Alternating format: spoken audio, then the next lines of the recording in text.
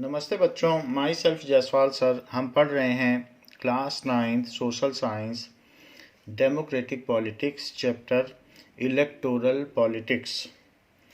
Now some important question. What do you mean by election? Why it is needed in a democracy? Election is a mechanism by which people can choose their representatives at regular interval and change them if they wish to do so. Elections are considered essential due to following reasons. So election क्या है? Election is a mechanism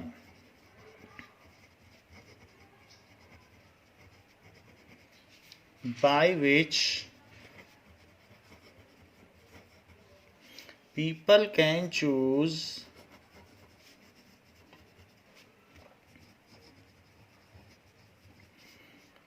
their representatives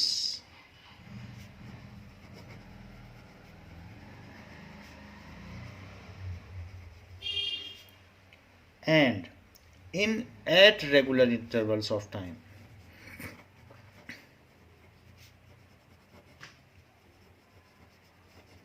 Of times and can change them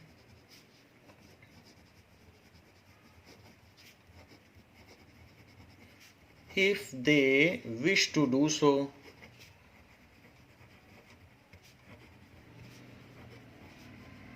So this is definition of election. Elections are considered essential due to following reasons. ये question important है. Elections are considered essential due to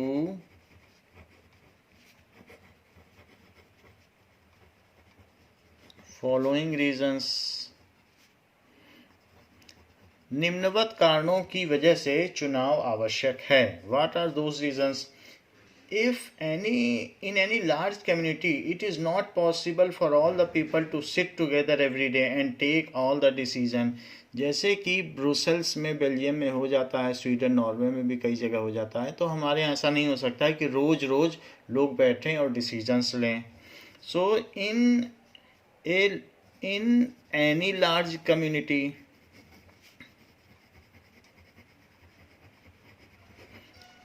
it is not possible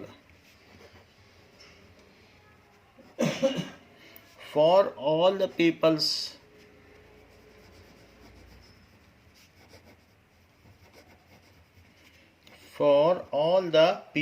to sit together. People all भी है तो भी people बोला जाएगा. All the people to sit together. जैसे parliamentary process daily चलता है, लोकसभा रोज चलती है, तो ऐसे हम लोग रोज नहीं बैठ सकते. Sit together and take all the decisions and take all the decisions. और अगर कोई कंट्री की बात है तो सारे लोगों को आप कैसे बैठा लोगे, तो कंट्री के लेवल पे भी मैटर्स होते हैं. Nor it is possible for everyone to have the time and knowledge to take decision. Nor it is possible for everyone to have knowledge, because there are some crucial matter related to country and everybody is not having knowledge. Only specified persons are having knowledge. विदेश नीति होती है, foreign ministers होते हैं, तो सब लोग नहीं ले सकते निर्णय. नॉलेज एंड टाइम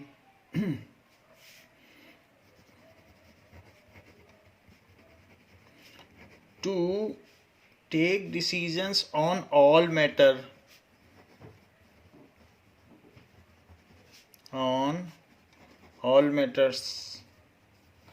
हमारे गली में सड़क बननी चाहिए, इस पर तो हम निर्णय ले सकते हैं, लेकिन हमारी फॉरेन पॉलिसी क्या होनी चाहिए, इस पर कई लोग निर्णय नहीं ले पाते हैं.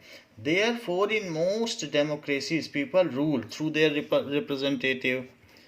Therefore, in most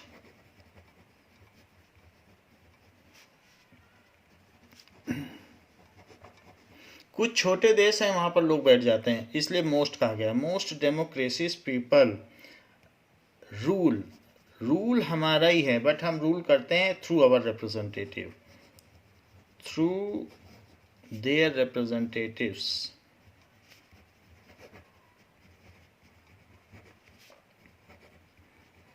इसलिए भी इलेक्शन लिए जाते हैं। For electing these representative, for this reason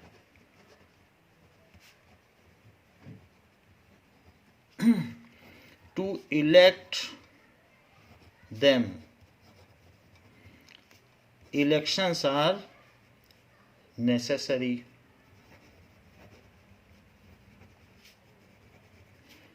तो इसलिए चुनाव जरूरी है। पहला रीज़न तो ये हो गया कि डिसीजन कौन लेगा, जो कंट्री के मैटर्स हैं या किसी भी मैटर पर डिसीजन, फाइनेंशियल मैटर पर, तो उसके लिए हमारे रिप्रेजेंटेटिव होने चाहिए, तो चुनाव जरूरी है। Elections are fought on party basis, elections are fought mainly तो पार्टी बेसिस पर ही होते हैं, on party basis. The party which gets a majority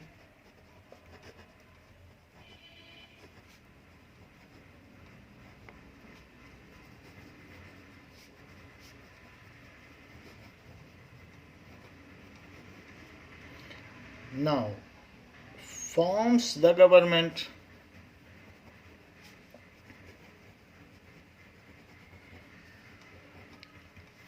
If government fails to work as per its promises, people can change it. If government fails to fulfill promises, तो then people can change it.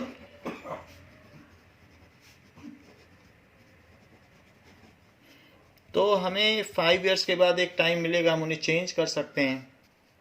Now they bring this change through election, तो हम उन्हें कैसे change करें?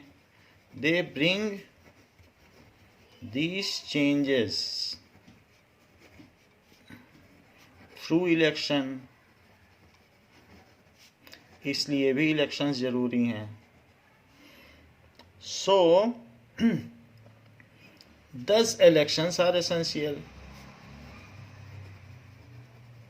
पूछा गया है ये क्यों एसेंशियल हैं? इसलिए एसेंशियल हैं कि हम उन्हें बदल भी सकें, चुन सकें, जिससे कि वो हमारे डिसीजन लें, बदल सकें। अगर अच्छा काम नहीं कर रहे हैं, if they are not as per our aspirations, then हम उन्हें बदल देंगे। So elections are essential. और क्या रीज़न हो सकता है? दीज आर द 2 रीजन्स कि जिसकी वजह से इलेक्शंस जरूरी है। So elections enables people to exercise control over the government. इस तरीके से पीपल का उन पर एक इनडायरेक्ट, एक तरीके का इनडायरेक्ट कंट्रोल रहता है। So election enable people to exercise control over the government.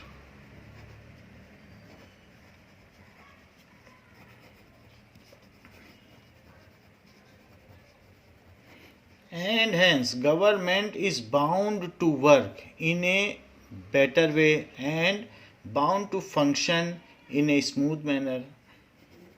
And hence, इसी वजह से, क्योंकि उसके ऊपर एक प्रेशर रहता है, government feels this pressure and bound to work in a better and smooth manner.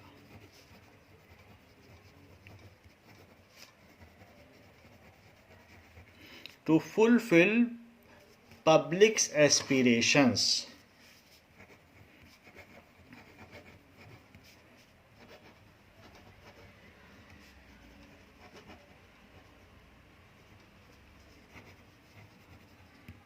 And work towards public welfare, और इसी वजह से वो लोगों के विकास के लिए काम करेगी। And work for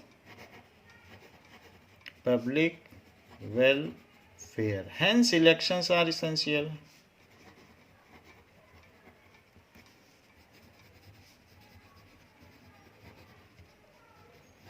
So these are the three reasons कि इलेक्शंस होंगे तभी गवर्नमेंट अच्छा काम करेगी, अदरवाइज वो तो सोचेगी हम चुन लिए गए हैं तो अब हमें क्यों काम करना। Enumerate the demerits of electoral competition. Elections होंगे तो कंपटीशन होगा, कंपटीशन होंगे तो कैंपेन होगा, और उस कैंपेन के कुछ डीमेरिट्स भी हैं, तो वो इलेक्शन की डीमेरिट्स हैं। सो इलेक्टोरल कंपटीशन के क्या कमियां हैं। So it creates disunity in every locality.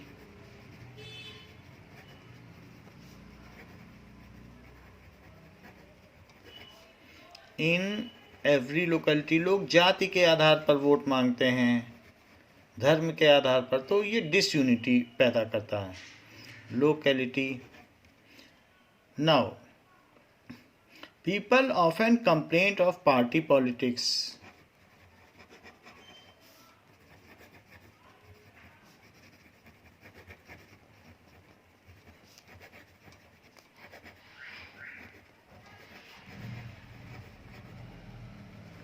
कुछ पार्टीज ऐसे होती हैं, किसी धर्म विशेष की होती हैं, हिंदू सपोर्टिंग है, कुछ मुस्लिम सपोर्टिंग है, तो वो इलेक्शन के दौरान या उससे पहले दंगे करा देती हैं। So such rights make them some more margin over votes. So ये भी डिसयूनिटी है। So they are doing some conspiracy to make elections under their favour, result of elections under their favour, तो ऐसा ये करते हैं।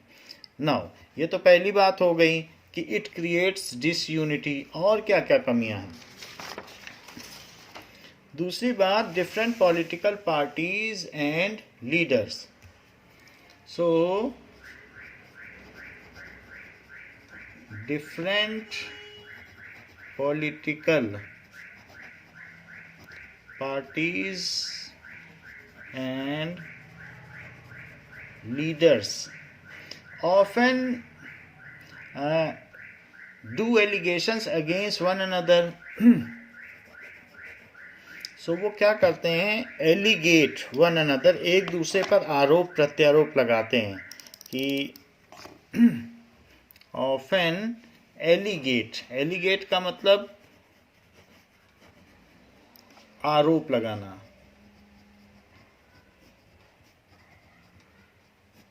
So often do allegations against one another. one another.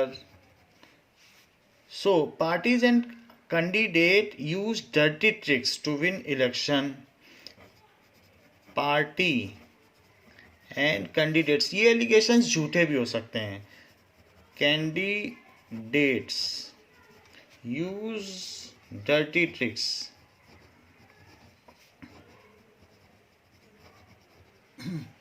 to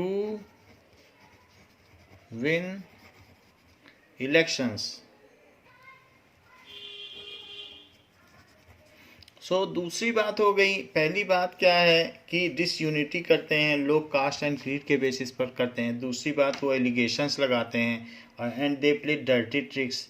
तीसरी बात क्या हो गई, it is often said that the pressure to win electoral fights does not allow sensible long term policies to be formulated.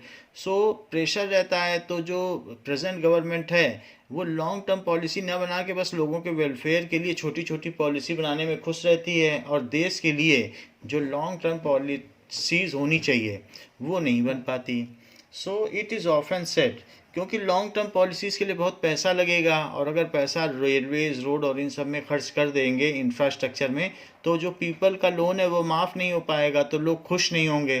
तो ऐसे cases में long term policies जो infrastructure है तो वो संगठनात्मक विकास देश का नहीं हो पाता, रुक जाता है, तो ये भी एक कमी है। So it is often said, ऐसा कहा जाता है, बात सच्ची है। So it is often said that the pressure, क्योंकि उसे अगले इलेक्शन में भी जीतना है जो विनिंग पार्टी है, टू विन इलेक्टोरल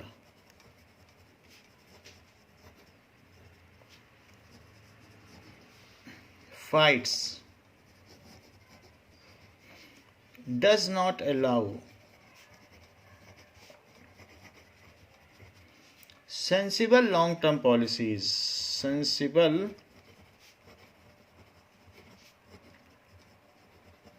policies, जैसे कांग्रेस लोगों को गरीबों के वेलफेयर में ही लगी रही और जो रोड्स बननी चाहिए बॉर्डर्स पर लड़ने के लिए, युद्ध के लिए, वो तैयार नहीं हो पाई। So sensible long term policies नहीं बन पाती हैं। To be formulated,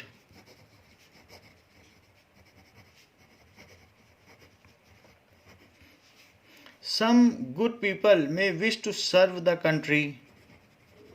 Some good people may, लोग चाहते हैं कि सर्व करें, may wish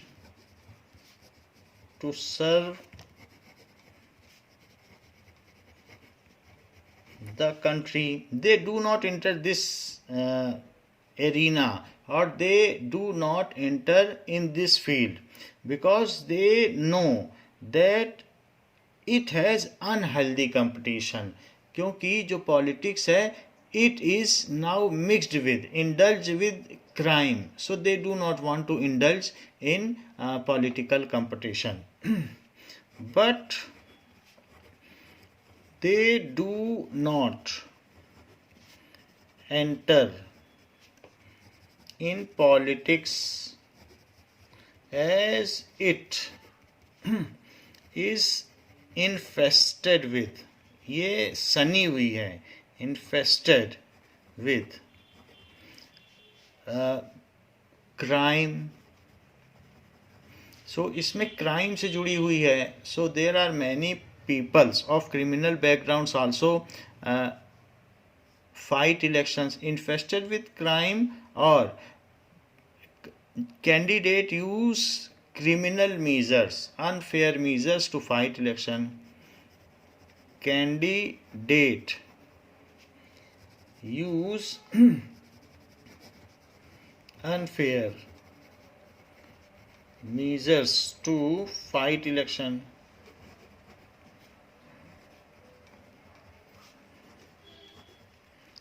इसलिए वो NGOs चलाते हैं, नॉन गवर्नमेंटल ऑर्गेनाइजेशन प्रेफर करते हैं, बट पॉलिटिक्स में नहीं जाते हैं. तो ये सारी कमियां हैं, डीमेरिट्स हैं. What are the merits of electoral competition? इसके अलावा कुछ मेरिट्स भी हैं. ये जो चुनाव होते हैं, इसमें कंपटीशन है, प्रतिस्पर्धा होती है, तो इसके फ़ायदे क्या क्या हैं? रेगुलर इलेक्टोरल कंपटीशन प्रोवाइड्स, कई पार्टियों में प्रतिस्पर्धा होती है, तो पहला पॉइंट है कि regular electoral competition provides incentives to political parties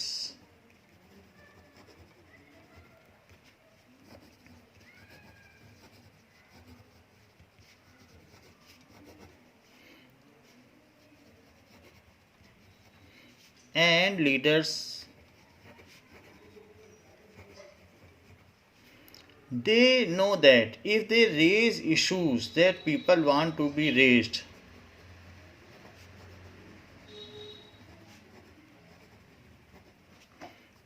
if they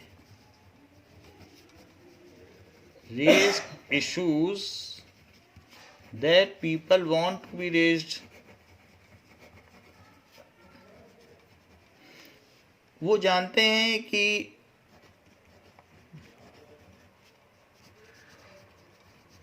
वो अगर ऐसे इश्यूज उठाएंगे जो लोग उठाना चाहते हैं, तो they have cutting edge in terms of elections. Regular electoral competition provides incentives to political parties and leaders. So it provides encouragement. आप incentives ना लिखना चाहें तो प्रोत्साहन लिख सकते हैं. That is, it provides, encourages एक कोई भी चीज़ लिख लो।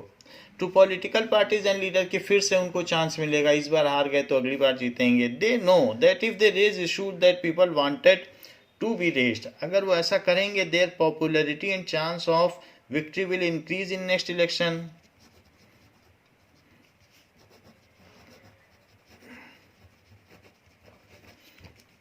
and chance of victory will increase in next election। जैसे किसान आंदोलन के केस में लोगों ने अपनी आवाज़ उठाई तो कांग्रेस लीडर्स ने उसको सपोर्ट किया और इससे गवर्नमेंट तक वो बात एज ए प्रेशर पहुंच गई कि इस बिल को वापस लेना है। सो वो जानते हैं अगर वो लोगों के मुद्दे खुद उठाएंगे तो उनको उसका फ़ायदा मिलेगा and people will vote them in next election. Now they will win in next election but if they fail to satisfy the voters with their work, but if they, so both are active, winning party and losing party, winning party अच्छे से अच्छा काम करती है, losing party उसकी कमियां गिनाती है। so but if they fail to satisfy the voters with their work,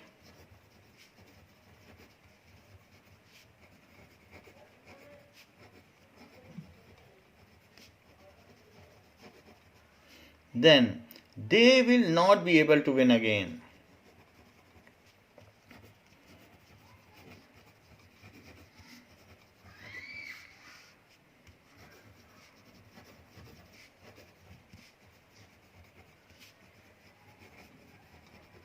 so winning party को भी इस तरीके से रहता है कि अच्छा काम करेंगे तो ही, दोनों को अच्छा काम करना होता है। Now so if a political party is motivated only by desire to be in power, even then it will be forced to serve the people. अगर सिर्फ किसी को पावर में ही रहना है इसलिए वो बनना चाहती है पॉलिटिकल पार्टी, तो भी उसे तो देश की सेवा तब भी करनी पड़ेगी, क्योंकि ऐसा वो नहीं करेगी तो पावर से लोग हटा देंगे।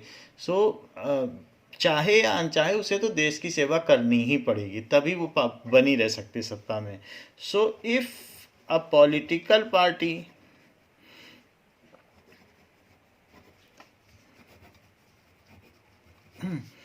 aims to enjoy the power, then also it is forced to serve nation। लोगों के लिए तो अच्छा करना ही पड़ेगा, अगर उसे पार्टी को बने रहना है। तो पहला मेरिट तो ये हुआ कि रेगुलर इलेक्शन कंपटीशन का ये फ़ायदा है कि प्रेशर बना रहता है। दूसरी चीज़, पॉलिटिकल कंपटीशन में cause divisions and some ugliness. ये तो बात सही है, पॉलिटिकल कंपटीशन में कॉज सम डिवीज़न, कुछ न कुछ लोगों में भेदभाव पैदा कर देता है।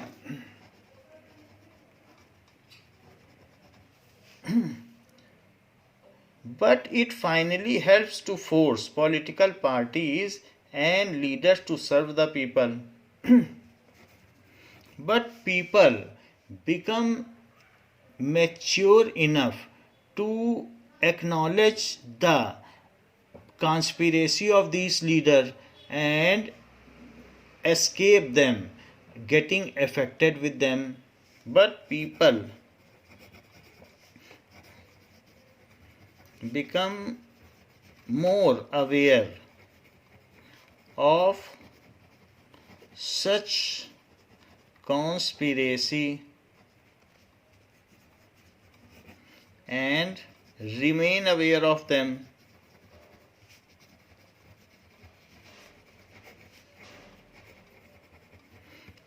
keeping such फैक्टर्स असाइड, जैसे कि कास्ट, क्रीड, रिलीजन को असाइड करने पर they vote only the deserving person. Keeping caste, creed, religion aside, they vote only to a deserving candidate. ये अक्सर देखने में आया है कि they keep the Nations welfare या नेशंस फर्स्ट बिफोर देम, अपने से ऊपर वो नेशन को रखते हैं और उसी को वोट देते हैं जो डिजर्विंग कैंडिडेट है. तो ये अच्छी बात है. सो ये मेरिट्स हो गई कि क्यों पॉलिटिकल कंपटीशन जरूरी है. Question is asked, election campaigns are needed to be regulated, why, give reasons. जो चुनाव प्रचार है उसमें नज़र रखना ज़रूरी है. So why it is to be regulated. किसी न किसी इलेक्शन ऑफिसर को उन पर नज़र रखनी चाहिए. या how does our election laws regulate election campaign, so that कोई कास्ट क्रीड का यूज़ ना करे, ब्राइब का यूज़ ना करे, तो ऐसा कुछ ना करे, थ्रेटन ना करे. ये एक प्रोसेस, इम्पॉर्टेंट प्रोसेस है इलेक्शन कैंपेन, तो इस पर नज़र रखनी चाहिए. तो क्यों रखनी चाहिए? It may prove dangerous if political parties and candidates are given freedom to conduct their election campaigns. It may prove dangerous if political parties and candidates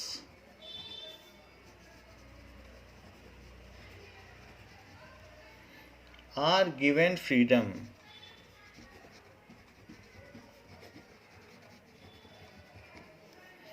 to conduct their election campaigns. उनको उनकी मन मर्जी से करने दिया जाए. Conduct their election campaign, कि जैसे मर्जी वैसे चुनाव प्रचार करें.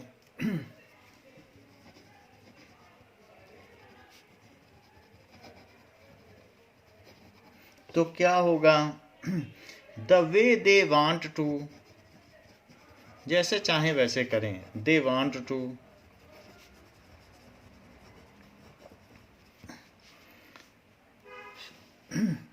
So it is essential to regulate campaign to ensure that every political party and candidate gets a fair and equal chance. So तब वो क्या करेंगे? Then following cases may occur. Following are the possibilities.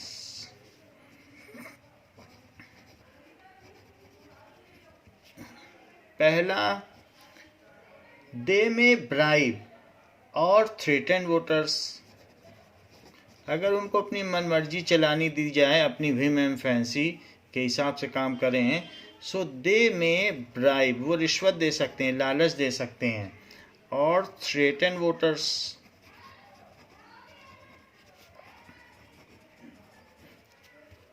और क्या हो सकता है?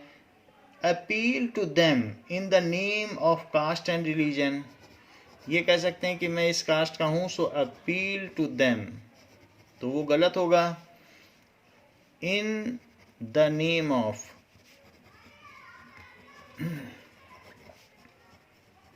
Cast and religion, तो वो भी गलत होगा. Use government resources for election campaign. Ruling party ऐसा कर सकती है. गवर्नमेंट रिसोर्सेस, उसके पास 100 गाड़ियाँ हैं, वो 100 गाड़ियाँ दौड़ा देगी इलेक्शन कैंपेन के लिए, तो लोग प्रभावित हो जाएंगे. किसी के पास एक जीप है तो वो एक ही चलाएगा, क्योंकि 100 गाड़ी तो उसकी फ्री की हैं, सब गवर्नमेंट की हैं, तो ये गलत हो जाएगा. यूज गवर्नमेंट रिसोर्सेस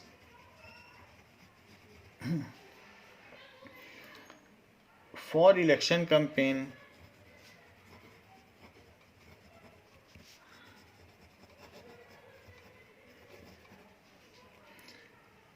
एंड इसके अलावा क्या हो सकता है, spend more than 25 lakhs in A constituency for Lok Sabha election. Spend more than 25 lakhs, 25 lakh से ऊपर खर्च करेगा, ज़्यादा पैसा खर्च करेगा तो बाद में वो कहीं ना कहीं जब मिनिस्टर बनेगा तो उसमें से कुछ न कुछ कमीशन खाएगा या कुछ अनफाउल मीन यूज़ करेगा। तो इस तरीके से जो पैसा खर्च करेगा तो लेने की भी कोशिश करेगा। तो ये रेगुलेशन जो होता है, जो उन पर आय रखी जाती है, ये ध्यान दिया जाता है कहीं वो बहुत ज़्यादा करोड़ों रुपए तो नहीं खर्च कर रहे हैं। सो स्पेंड मोर देन 25 lakhs, इससे ऊपर नहीं खर्च होना चाहिए। लेकिन अगर करते हैं तो फिर उनकी जो कैंडिडेचर है उसको नल एंड वाइड कर दिया जाएगा इन अ कंस्टिट्यूएंसी, उनको बेदखल कर दिया जाएगा फॉर अ लोकसभा इलेक्शन।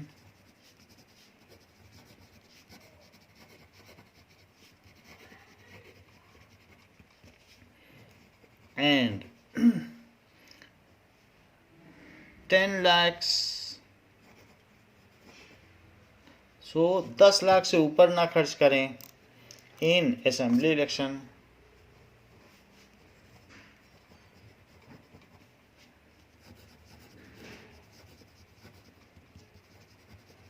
सो ये सारी चीज़ें हैं, इसलिए रेगुलेट करना जरूरी है। If they do so their elections can be rejected by the court. If they do so their elections can be rejected by the court even after they have been declared elected, even after they have been declared elected। अगर जीत भी गया हो तो भी अगर उसने foul means use किए तो उसे हटा दिया जाएगा। And election can be it also ensures that code of conduct is adhered strictly by all the competitors। It also ensures, regulate करने का मतलब है कि उस पर नज़र रखना कि कोई नियम कानून का पालन कर रहा है। रूल्स एंड रेगुलेशंस का क्या मतलब होता है कि रूल्स और फिर उनका रेगुलेशंस वो पालन भी किए जाएं तभी रेगुलेशंस होता है। So if rules are followed then it is called regulations. So वही रेगुलेशंस है। रूल्स तो बना दिए और रेगुलेट नहीं हो रहे हैं तो फ़ायदा क्या है।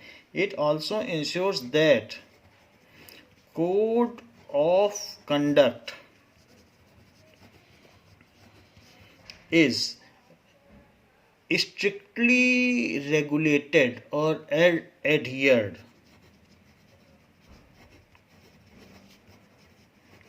रेगुलेटेड का मतलब उसको माना जाए, ओबेड, रेगुलेटेड, या एडहियर्ड, अपनाया जाए, बाय ऑल कंटेस्टिंग कैंडिडेट्स। इसलिए चुनाव प्रचार के दौरान ये करना ज़रूरी है कि लोग ठीक तो कर रहे हैं कि नहीं। ऐसा नहीं कि 25 लाख से ऊपर दे रहे हैं एमपी बनने के लिए और 10 लाख से ऊपर खर्च कर दे रहे हैं। ऐसा तो नहीं है कि वो गवर्नमेंट की सरकारी गाड़ियाँ यूज़ कर रहे हैं, गवर्नमेंट रिसोर्सेज। कहीं वो कास्ट के नाम पे तो वोट नहीं मांग रहे हैं, कहीं वो थ्रेटन या ब्राइब तो नहीं कर रहे हैं। यही 4 रीजंस हैं। Question number 5, what is the mean of code of conduct. चुनावी आचार संहिता से आप क्या समझते हैं और ये किस तरीके से कंट्रोल करता है पार्टीज एंड कैंडिडेट्स को। The by code of conduct, it is a written set of norms. By code of conduct we mean a set of norms. So we mean A set of norms. Norms का मतलब rules and guidelines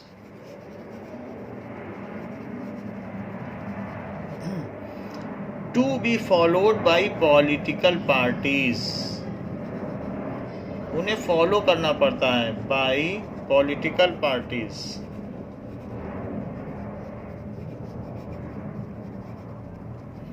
During contesting elections.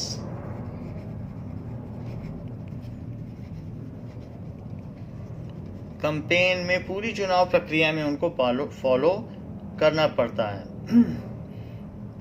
तो according to this no party और candidate, इसके हिसाब से क्या है? According तो पूछा गया कोड ऑफ कंडक्ट क्या है। According to this no party और कैंडिडेट क्या नहीं कर सकता? Can use any place of worship for election. Use any place of worship for elections.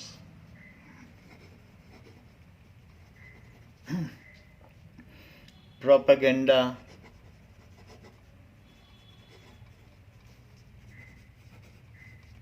क्योंकि ऑन फॉल्स नेम वो ले रहा है रिलीजन के नाम पे, तो इसलिए वो प्रोपेगेंडा माना जाएगा। Now use government vehicles, aircrafts and official for election. Use government vehicles, aircrafts and officials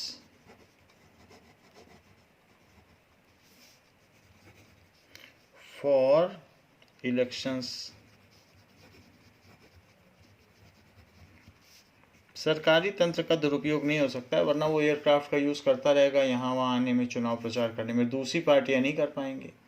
तीसरी चीज़, once elections are announced,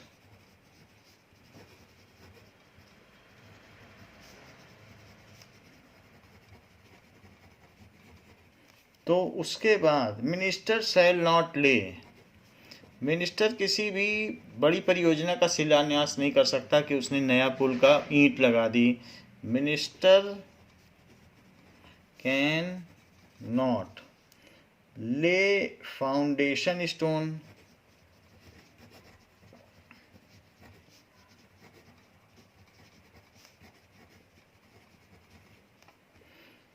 of any project.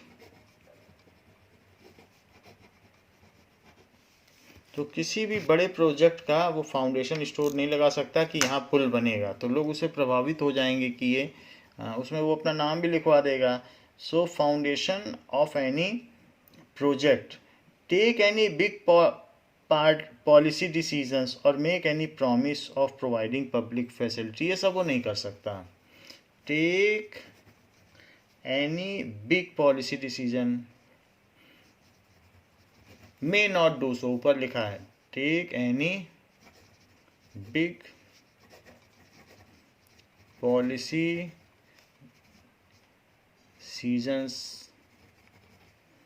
ये सब वो नहीं कर सकता। और make any promises of providing public facility, और मेक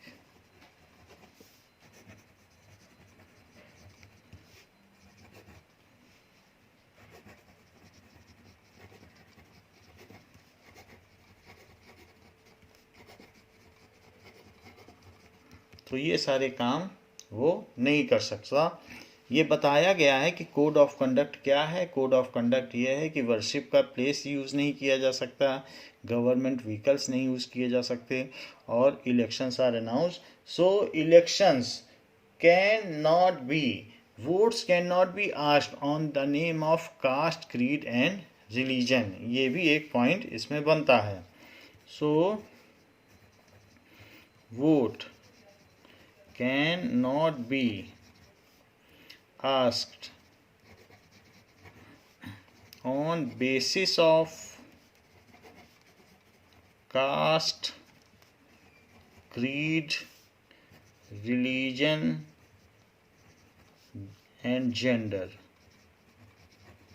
सो इसमें से किसी भी बेसिस पर वो ऐसा नहीं कर सकता और जेंडर हो, तो इनमें से एक भी काम वो नहीं कर सकता और gender. So this is code of conduct, चुनावी आचार संहिता इसी को कहते हैं. Now what are the minimum conditions of a democratic elections? Enlist them. So the minimum conditions of a democratic elections are given below. The minimum conditions, वैसे तो चुनाव देश में हर जगह होते हैं लेकिन सारी कंट्रीज डेमोक्रेटिक नहीं हैं. Conditions of a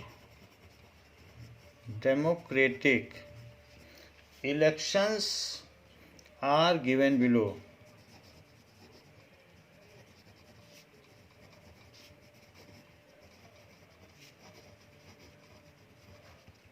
क्या क्या हो सकते हैं? Everyone should be able to choose. This means everyone should have one vote and every vote should have equal value. Everyone has a right to vote and everyone can cast one vote and each vote has equal value. ये नहीं कि कोई elite person है, बहुत ऊंचा परिवार का है तो उसके वोट की ज़्यादा कीमत है. Each vote has equal value. अगर ऐसा है तो वो कंट्री डेमोक्रेटिक है और वहाँ के इलेक्शन डेमोक्रेटिक हैं. Now second point, there should be something to choose from. There should be, कुछ ऐसे लोग हों जिनमें हमें चुनाव करना हो. एक ही पार्टी के मेंबर खड़े हैं तो हम किसको चुनेंगे? Should be something to choose from. लोगों के पास सफिशिएंट ऑप्शन होने चाहिए कि हम किसे चुनें. Parties and candidate should be free to contest elections. जैसे चाइना में कम्युनिस्ट पार्टी है, अब उसी के मेंबर को चुनना है तो पार्टी जानती है कि ये कोई भी आएगा तो हम पर ये अत्याचार करेगा, सो इनजस्टिस करेगा. तो ऐसे केस में पब्लिक के पास ऑप्शन ही नहीं है, तो वहाँ का इलेक्शन डेमोक्रेटिक नहीं है. हमारे यहाँ डेमोक्रेटिक है. कोई भी इलेक्शन में नॉमिनी बन सकता है, खड़ा हो सकता है, चुनाव लड़ सकता है और फिर कोई भी उन्हें चुन सकता है. Should be something to choose from. Parties and candidates should be free to contest election.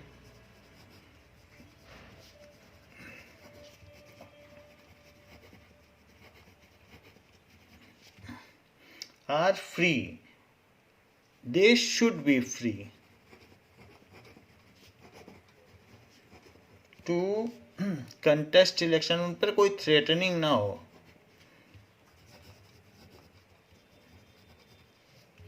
And should offer some real choice to voter.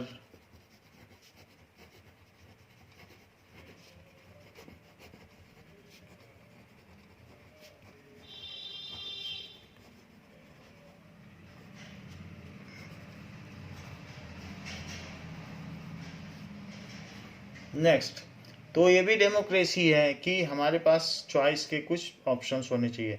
The choice should be offered at regular interval. ये नहीं कि एक बार चुन लिया तो 20 साल 25 साल के लिए नहीं. The choice should be offered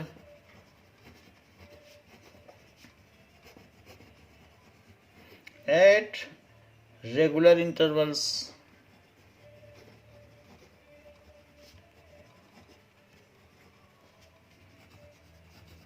तो माना जाएगा कि ठीक है. Elections must be held regularly after every few years.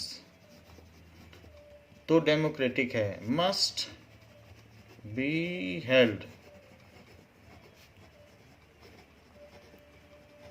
Regularly after every few years. तो एक पीरियड के बाद चुनाव हो, उनके पास बहुत सारे ऑप्शंस हों, इसके अलावा हर एक के वोट की एक वैल्यू हो, यही सारी चीज़ें डेमोक्रेसी के लिए ज़रूरी हैं। The candidate preferred by people should be elected.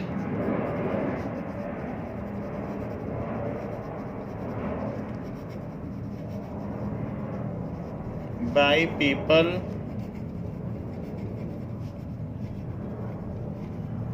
Should be, जिसे हमने चुना है, इलेक्टेड, वो इलेक्ट हो, दूसरी पार्टी पीपल के वर्डिक्ट को स्वीकार करे और वो सत्ता छोड़ दे, सो रिज़ाइन दे दे। ये सारी चीज़ें होनी चाहिए। Election should be conducted in a free and fair manner where people can choose as they really wish. So कोई माल प्रैक्टिस नहीं होनी चाहिए, जैसे नाइजीरिया में हुआ, इलेक्शन ऑफिसर ने ही गड़बड़ी कर दी। So election should be conducted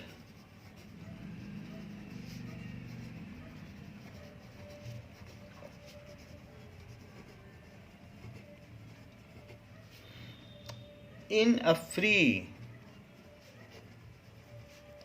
and fair manner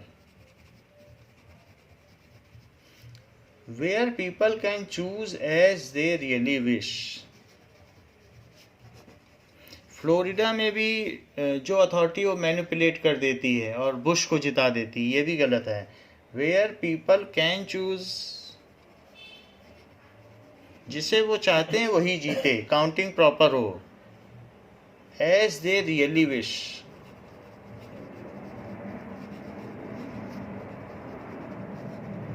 then only the country is truly democratic and the elections are successful. What do you mean by voters list? What is its significance? Voter list बनाने की क्या ज़रूरत है? ऐसे ही जो वहाँ के लोगों अपना आई कार्ड दिखा दें APIC और वोट दे दें, लिस्ट की क्या ज़रूरत है? इसका क्या कोई सिग्निफिकेंस है? इसका कोई महत्व है? So yes, in a democratic elections the list of people eligible to vote is prepared much before the election. The list, definition भी बतानी है। The list of people eligible to vote is prepared much before election. 4 महीने पहले बन जाती है, much before elections.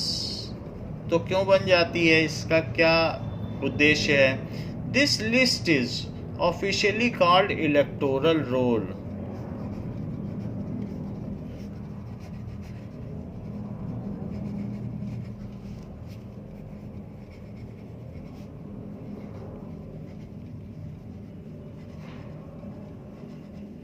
And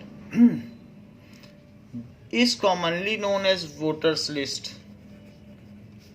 इसी को वोटर्स लिस्ट भी कह सकते हैं, कॉमनली नोन, क्योंकि नॉर्मल लोग इलेक्टोरल रोल नहीं बोल पाएंगे। नोन एज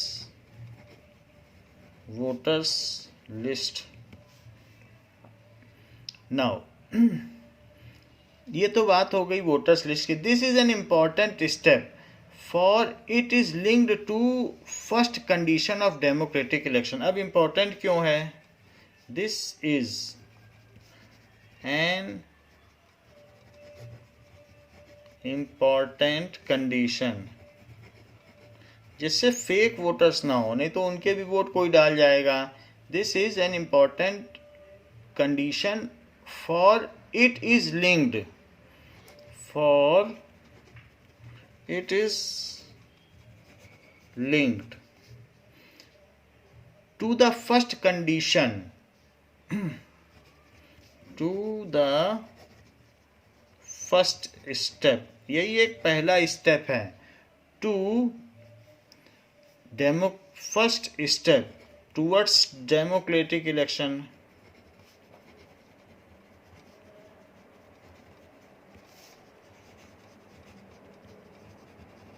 तो इसे बनना ही चाहिए। Everyone should get equal opportunity to choose their representative. कोई छूट ना जाए, तो ऐसा ना हो कि कुछ लोग नए इनहेबिटेंट्स वहाँ आए हैं, वो छूट गए, और जो चले गए उनका नाम है. सो everyone should get equal opportunity.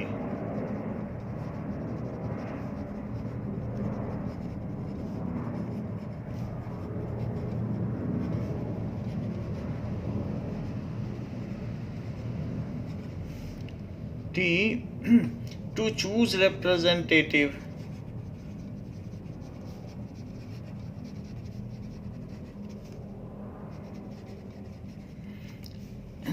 It is to be updated. The new inhabitants in that area, the name of those persons are to be included. The name of those persons should be included.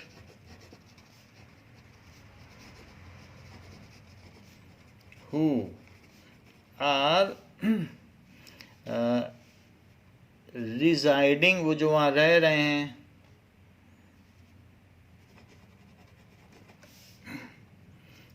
in recent period of time,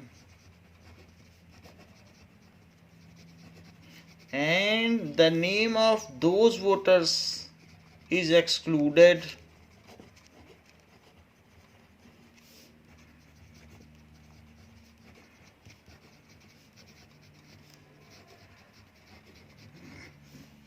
whoever are died or have left that area.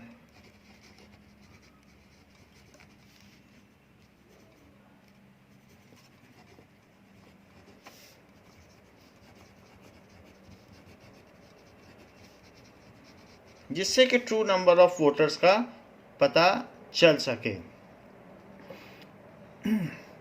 So those who became 18 on 1st January of that year are eligible to vote. तो जिस समय voter list बन रही है उस समय नहीं, 1 जनवरी को 18 होने चाहिए. So all those who have completed 18th year of age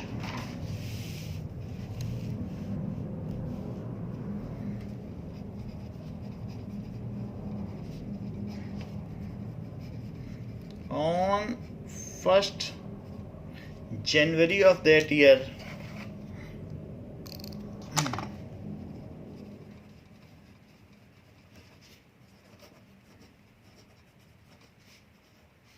here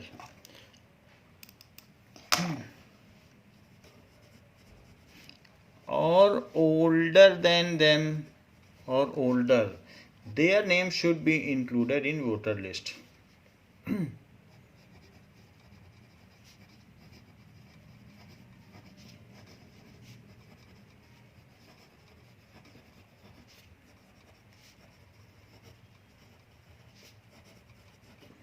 तो इसलिए वोटर लिस्ट इंपॉर्टेंट है.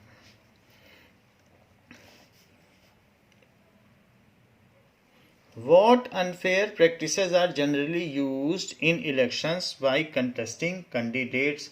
वो क्या अनफेयर मीन्स माल प्रैक्टिस या फ्रॉड करते हैं, तो वो पूछा जा रहा है. In election a lot of unfair practices are used. In elections a lot of unfair practices are used. Some of these are given below.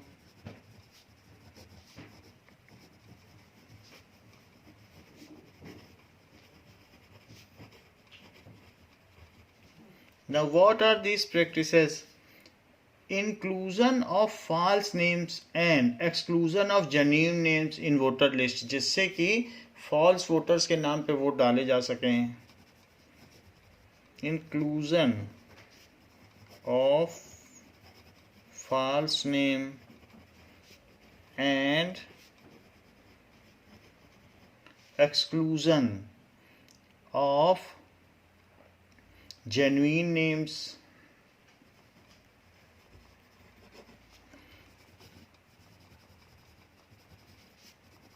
तो पहली तो यही माल प्रैक्टिस है, in voters list due to some inferior motives, ऐसा किया जा सकता है। Excessive use of money by rich candidates and big party, तो जीतने के लिए वो बहुत ज़्यादा खर्च कर सकते हैं। Excessive use of money by rich candidates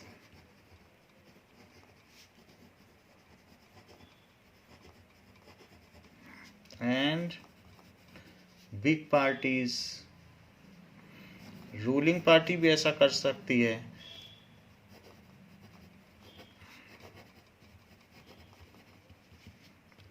सो ये सब काम किए जा सकते हैं। These are the unfair practices can be used.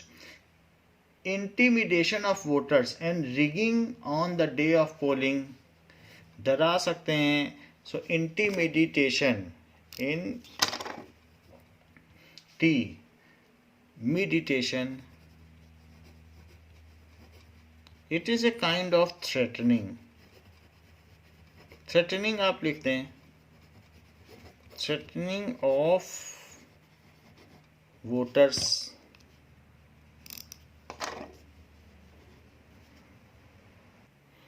या दूसरी चीज़ है रिगिंग, जैसे कभी कैसे टटक जाता है तो उसी पे चीज़ पे बोलता रहेगा हेलो हेलो हेलो, वही चीज़। या कोई गाने में रुक गया तो रिगिंग का मतलब एक ही के नाम पे वोट पढ़ते जाएं due to malpractice, due after they give bribe to election officials, और बाय बूथ कैप्चरिंग, और by some multiple votes on a single person, ऐसा कुछ भी कोई कर रहा है वो सब रिगिंग कहलाती है।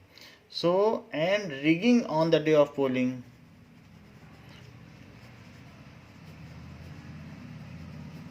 that is multiple false voting in favor of one candidate। उसके लिए वो जो माल प्रैक्टिस यूज करें वो करें, इसको रिगिंग कहते हैं। सो ऐसा किया जाता है। Now rigging on the day of polling, पहला वोटर लिस्ट गड़बड़ बनवाई, अब फिर जो फॉल्स वोटर्स हैं उनके नाम पे रिगिंग करवा दी, इंक्लूजन ऑफ फॉल्स नेम करवा दिए, मनी दिया on the day of voting, तो इससे उनके जीतने के चांस बढ़ जाएंगे रिच कैंडिडेट्स के। Though they may be having criminal background also. Booth capturing is also done by several influential candidates. Booth capturing is also done by several influential candidates।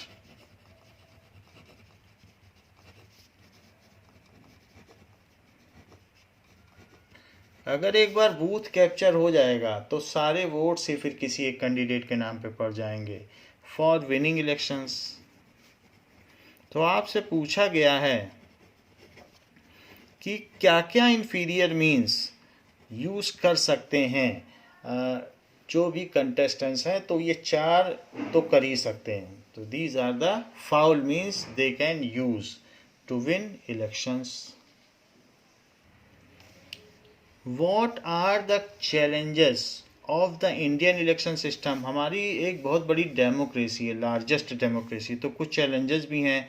तो पहले ये बताना है कि चैलेंजेस क्या क्या हैं और फिर उनको हटाया कैसे जाए। So the challenges and some ways to handle the challenges. तो आप चैलेंजेस लिखें पहले।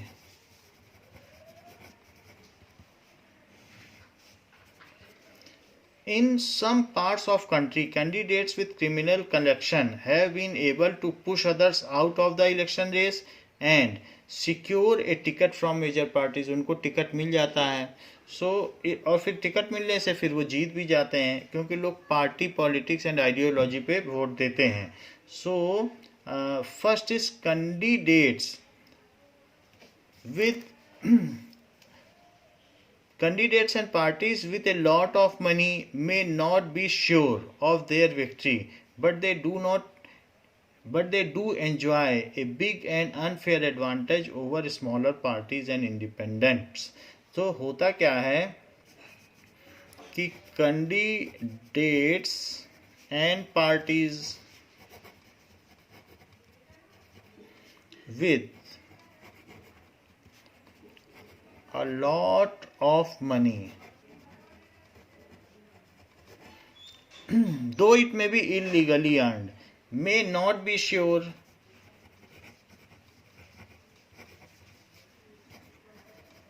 they may earned it due to some scams, घोटाले से उन्होंने पाया होगा. They not be sure of their victory.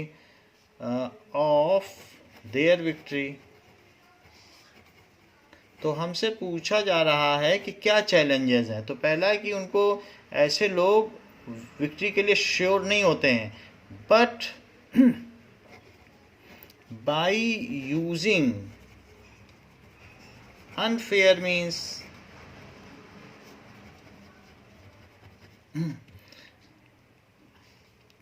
They take advantage, unfair means use करते हैं, and continue to enjoy to remain in power.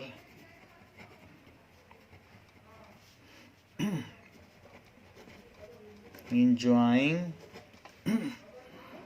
by remaining in power.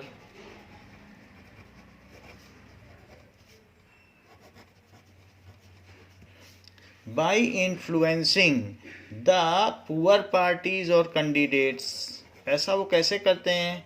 Influencing, उनको डरा धमका कर जो पुअर पार्टीज हैं या छोटी पार्टीज हैं एंड कैंडिडेट्स, उनको उनके लिए अपने गूंड्स भेज देते हैं, गुंडे या muscle mans. So candidates and in this way they influence election. तो ये अच्छी बात नहीं, ये चैलेंज है हमारी डेमोक्रेसी के लिए. दूसरी बात, इन सम पार्ट ऑफ कंट्री एक और भी चीज देखने को मिली है.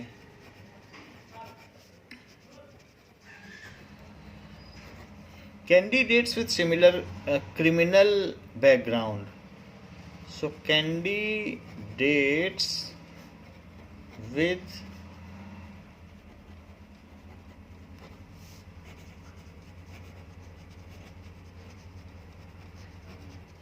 backgrounds get party tickets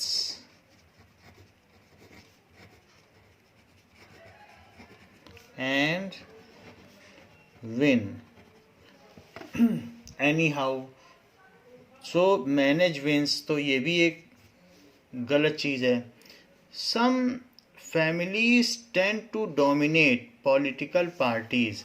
tickets are distributed to relatives of their family. तो एक है मुलायम सिंह के बेटे को मिला, ऐसे बीजू जनता दल में हुआ, ऐसे अलग अलग तेलुगु देशम पार्टी है, या ऐसे साउथ में भी पार्टीज़ हैं जहाँ पर ये हो रहा है, कांग्रेस में हो रहा है. तो कई बार क्या होता है, हियरार्कियल वो टिकट देते रहते हैं और उनके सारे फैमिली मेम्बर्स पॉलिटिक्स में आ जाते हैं. ये डेमोक्रेसी की एथिक्स के खिलाफ है.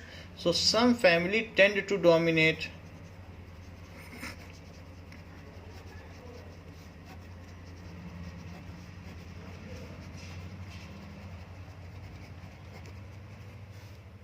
Political parties.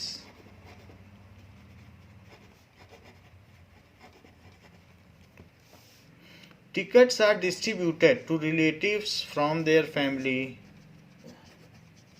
Tickets are distributed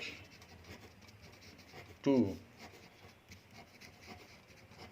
relatives of family. जबकि योग्यता के आधार पर पार्टी को टिकट बांटना चाहिए, तो उसके वो ना करके वो अपनी फैमिली मेंबर्स को बांट देते हैं. जिनकी फैमिली नहीं होती है, जैसे बीएसपी बसपा की, तो वो 20-20 करोड़ रुपए लेती हैं एक टिकट देने का, तो ब्राइब लेती हैं. तो ऐसे भी है, ये भी गलत है. तो इस तरीके से भी क्राइम आ जाता है पॉलिटिक्स में. Very often elections little choice to ordinary citizen. सभी अगर क्रिमिनल बैकग्राउंड के खड़े हो गए तो सिटीजन किसको चुनेगा. सो ऐसा अक्सर होता है. Very often elections offer little तो नॉट ऑफ अबव, तो not of the above NOTA पे वो वोट डाल देगा क्योंकि उसको कोई पसंद ही नहीं है. Offer little choice.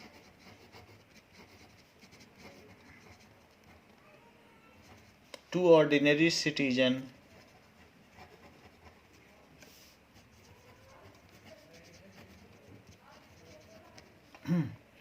Now, for both the major parties are quite similar to each other.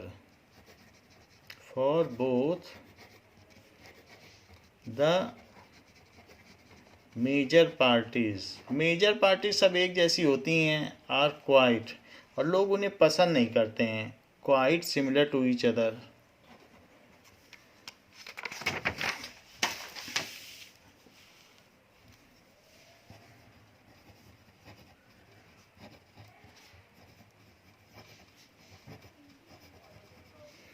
So, both in politics and practice, both in politics and practice, सो लगभग एक जैसा ही काम करती हैं. तो पब्लिक के लिए कोई रियल चॉइस नहीं, उन्हीं में से किन्हीं एक को चुनना है. तो ऑप्शन मिलने चाहिए पीपल को, एम्पल ऑप्शंस, जो कि नहीं मिल पाते हैं. तो एक ये भी प्रॉब्लम आ रही है कि डेमोक्रेसी में ये प्रॉब्लम आ रही है, चैलेंजेस हैं. Smaller parties and independent candidates suffer a huge disadvantage compare to bigger parties. तो लोग उन्हें वोट नहीं देते क्योंकि वो कंपेन ही नहीं ठीक से कर पाते, उनके पास पैसा नहीं होता है. So smaller parties and independents, so independents वो प्रॉपर कंपेन नहीं कर पाते.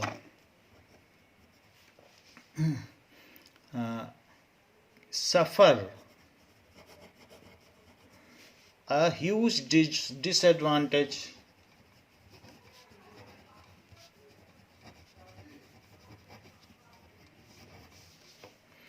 compared to bigger parties.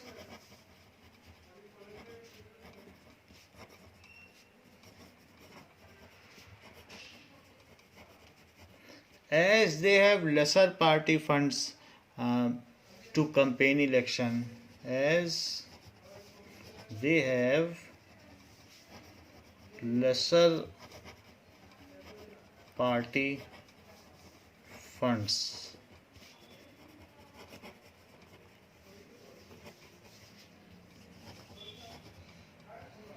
Elections, so उनकी बात लोगों तक पहुंच नहीं पाती. So ways to handle the above challenge, इनको हम कैसे हैंडल करें, ये तो चैलेंज हो गए.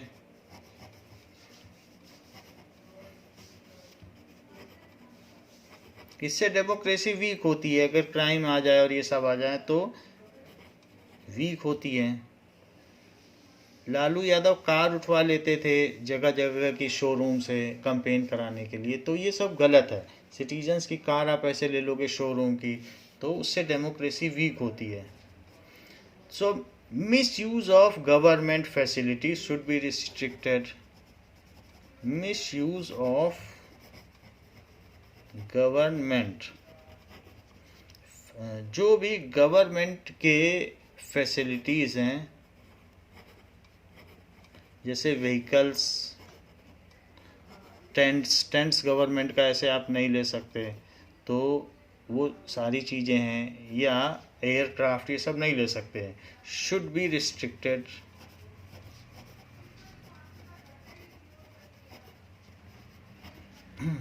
तो ठीक रहेगा. Rigging on the polling day should be band. इस पर भी ध्यान देना है और सिक्योरिटी लगानी है. Rigging on the polling day should be banned. तीसरा, role of money in election should be minimized. पैसे ना लगें.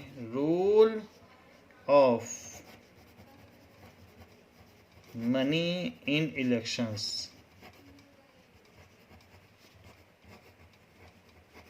should be minimized. तो पैसे नहीं लगेंगे तो फिर क्राइम रिलेटेड नहीं होगा, तो ये भी चीज़ है। Voting should be made compulsory, threatening भी नहीं होगी। वोटिंग शुड बी, सभी को वोट देना चाहिए, तो और डेमोक्रेटिक अच्छा हो जाएगा। शुड बी मेड कंपलसरी,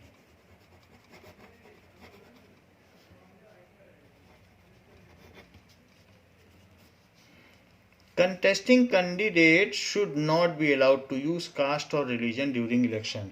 इसकी वो बात अगर करें तो उनका कैंडिडेचर रेस्ट्रिक्ट कर देना चाहिए, उनको एबनीगेट कर देना चाहिए। So contesting candidates should not be allowed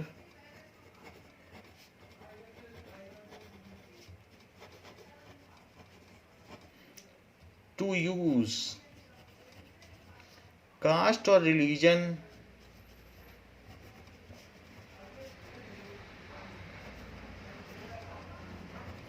during election। सो ऐसा भी करना चाहिए। ऐसा अगर इतने अमेंडमेंट्स या इम्प्रूवमेंट्स किए जाएंगे तो हमारा डेमोक्रेटिक सिस्टम अच्छा हो जाएगा। Distinguish between voting and rigging. Voting और रिगिंग में क्या अंतर है? Voting is the process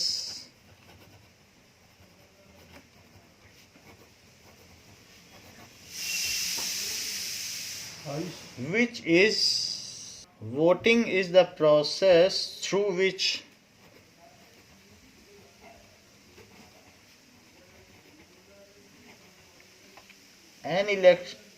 voters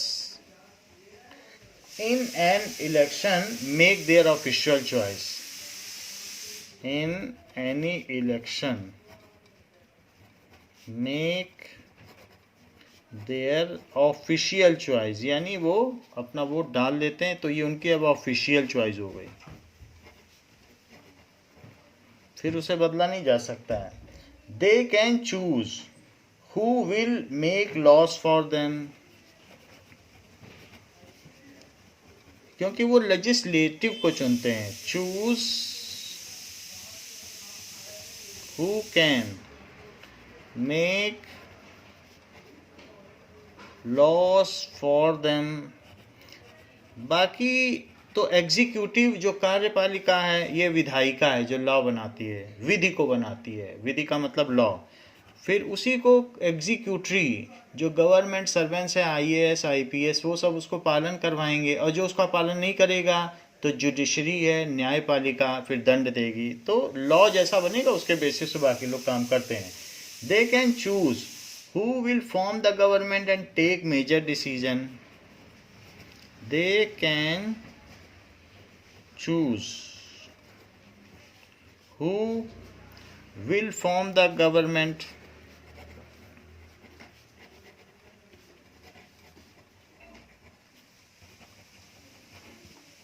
and take major decision। इसका भी चुनाव करते हैं, major decisions। next, they can choose the party whose policies will guide the government and help in law making। they can choose, वो उस party का भी चुनाव करते हैं जिसकी पॉलिसी ठीक है। they can choose the party whose policies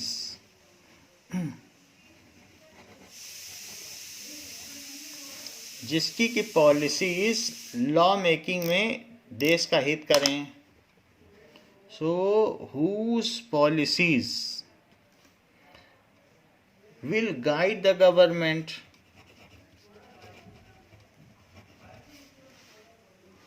whose policies will guide the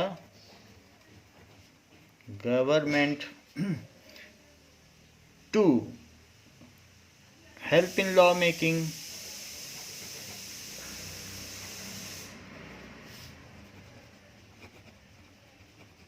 क्योंकि पार्टी की जैसी पॉलिसीज होती वैसे लॉ बनते हैं। फिर इसके अलावा रिगिंग क्या है? ये तो वोटिंग हो गई, फिर रिगिंग क्या है? रिगिंग एक ही बाजा एक ही जगह अटक जाना फिर वही बजना। Rigging is a fraud. So ये एक फ्रॉड है। And malpractices indulged by a party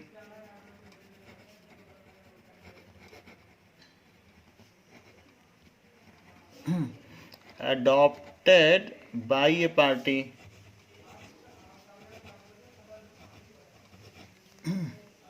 or candidate to increase its vote or candidate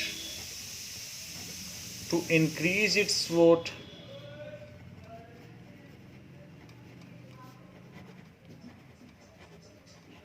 So rigging is that process. इसमें क्या क्या चीज़ें होती हैं? Stuffing ballot boxes by a few persons using the voters of others.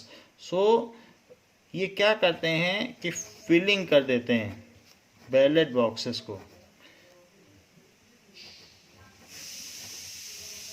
या फिर EVM को। ऐसा कैसे करते हैं? By a few persons.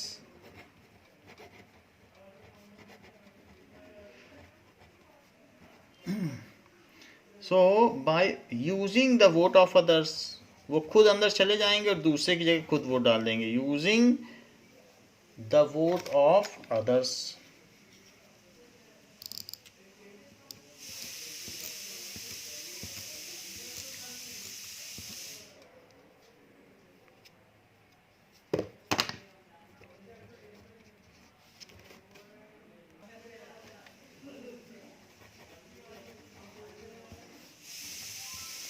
Next is recording multiple votes by a same person.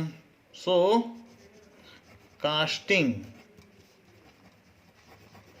multiple votes, एक पर्सन चला जाएगा और वो बहुत सारे वोट डाल देगा। बाय द सेम पर्सन, वो भी रिगिंग है। एक आदमी 10-10 वोट डाल रहा है। नेक्स्ट इज ब्राइबिंग और coercing polling officers to favor a candidate. Bribe कर दिया जिससे कि उसके नाम से वोट आ जाएं। So bribing. तीसरी चीज है इलेक्शन ऑफिसर या polling officer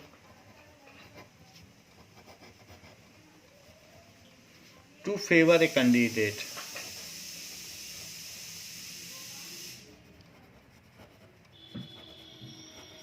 So such processes are called rigging. So rigging is a malpractice while voting is a fair practice.